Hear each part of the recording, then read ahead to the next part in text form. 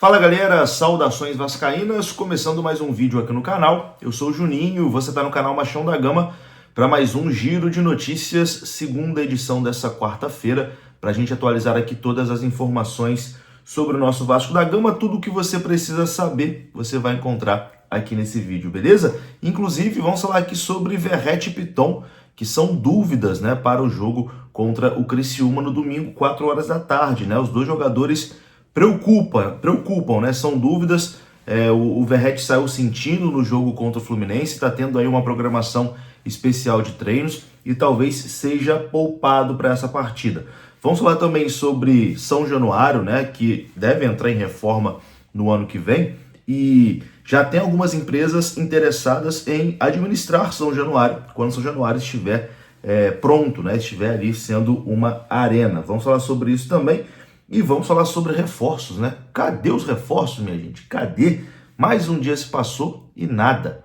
Depois da vinheta a gente começa. Antes eu conto com você deixando o like, que é muito importante. E conto com você se inscrevendo também aqui no canal, beleza? Deixou o like, se inscreveu, a vinheta rodou.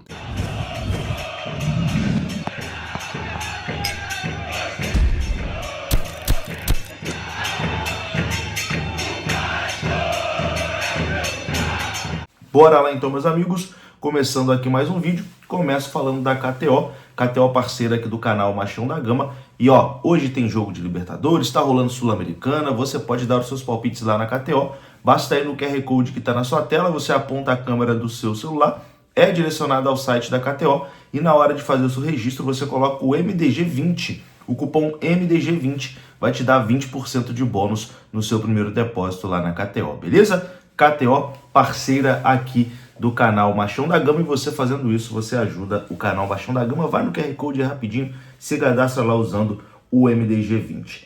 Bom, vou começar esse vídeo aqui falando sobre reforços, né? Porque mais um dia se passou e ninguém foi contratado, né? A gente tem ali os mesmos nomes ventilados, né? As mesmas novelas. O Maurício Lemos, que tá para vir, o Brian Rodrigues, que o Vasco tem interesse, e só, né? A gente não ouve falar em mais nada. Tá muito devagar, né, a diretoria do Vasco. Tá muito devagar a direção comandada pelo Pedrinho em relação a isso. Será que eles acham que esse time vai aguentar até o final do campeonato? A gente tá vendo aí agora. Eu vou falar nesse vídeo sobre o Verratti, por exemplo.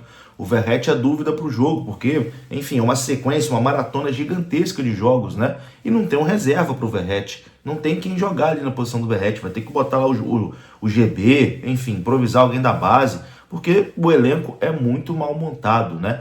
A gente sabe que quem montou esse elenco foi a 777, mas o Pedrinho, a gestão do Pedrinho assumiu, prometeu, né, algumas coisas, e a gente está esperando os reforços aí, e até agora nada. Tem que contratar para a gente ter um ano tranquilo, né? A gente está caminhando para ter um ano tranquilo, então para que dar sopa pro azar? Para quê? Enfim, nos últimos anos a gente já passou aqui alguns sufocos desnecessários, né? Então, assim, tem que contratar, tem que trazer um zagueiro, talvez trazer mais um volante, trazer um atacante de lado de campo, um ponta esquerda ali, né? Tá difícil, né? Tá difícil. Vamos trabalhar, Pedrinho. Vamos contratar, que o negócio tá feio aqui. Enfim, o elenco é muito frágil ainda, o elenco é muito mal montado. Mas, enfim, como eu comecei falando ali do Verratti, vou entrar nesse assunto, né? O Verratti está cumprindo uma programação especial de treinos após sentir desgaste e dores na coxa. O jogador sentiu um incômodo contra o Fluminense e essa sequência de jogos preocupa. Então o Verratti tem cumprido ali uma programação especial de treinos nessa semana. O atacante, que é um dos mais desgastados na sequência de jogos do Vasco, saiu do clássico contra o Fluminense com dores na coxa, né, no último sábado. O centroavante sentiu o músculo adutor da coxa direita durante o segundo tempo. Verratti levou a mão à perna e mancou em alguns momentos, mas ainda assim pediu para ficar mais tempo em campo e foi substituído apenas aos 32 minutos do segundo tempo. Ele saiu andando do estádio Newton Santos sem apresentar qualquer dificuldade.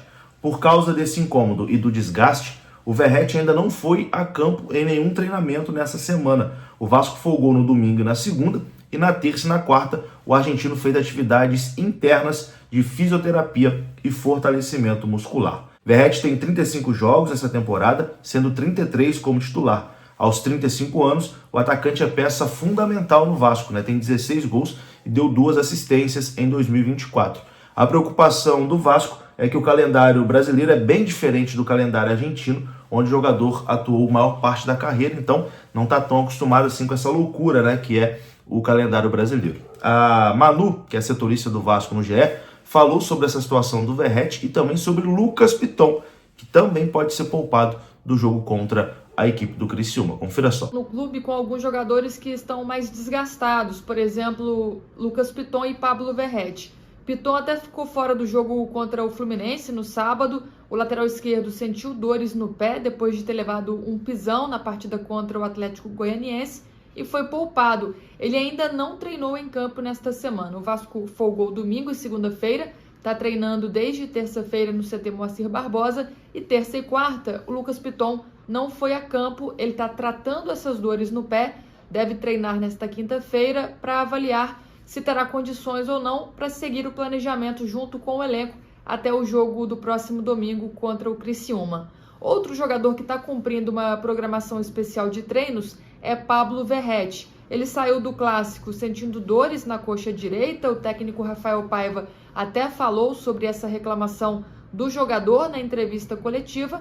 Por isso, o Verratti tem feito mais atividades internas de fortalecimento e fisioterapia, até também para se recuperar de um desgaste que vem sofrendo aí nos últimos jogos. Ele já tinha sido poupado, por exemplo, no jogo contra o Red Bull Bragantino, ficou no banco de reservas e entrou só no segundo tempo. O Vasco tem tido uma preocupação grande com esse jogador, já é um jogador de 35 anos, que tem 35 jogos na temporada, não está acostumado com esse calendário brasileiro, jogou a maior parte da carreira na Argentina, mas é um jogador muito importante. Então, para evitar lesão, desgaste, o Vasco tem feito essa programação especial, e mesmo que Verratti tenha pouco tempo de treino no campo, isso não será um problema para ele jogar no domingo. Agora vai depender das condições físicas, se ele ainda vai estar reclamando das dores, se ele vai ter essa condição aí para poder jogar lá no Heriberto Rios, domingo às 4 da tarde, esse jogo fora de casa pelo Campeonato Brasileiro.